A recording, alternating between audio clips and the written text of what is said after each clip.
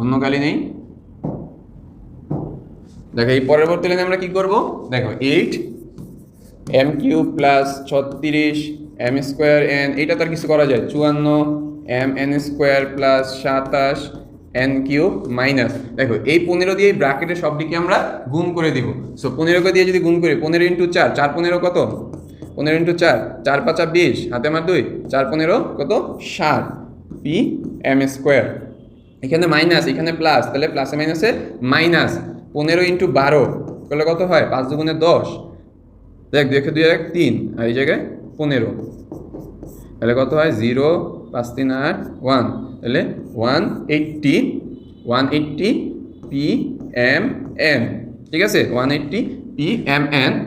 তারপরে 15 দিয়ে 9কে গুণ করবো, তাহলে 15 ইন্টু 9, 5 9 45, 45-এর 5 হাতে আমার 4, তারপর 9 9 10 11 12 13, 135, প্লাসে মাইনাসে মাইনাস, এই যেখানে মাইনাস এই জায়গায় আছে প্লাস, তাহলে প্লাসে মাইনাসে মাইনাস 135 পি এন স্কোয়ার, ঠিক আছে।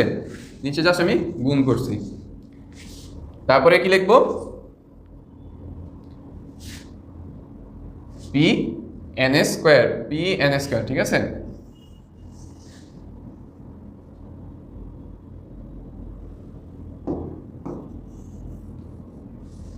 তারপরে লাইনে আমরা কি লিখবো, দেখো যে 8 M cube plus 36 M square N plus 54 M N square plus 27 N cube minus 60 P M square, 60 P M square, sorry এই লাইন তো হবে না,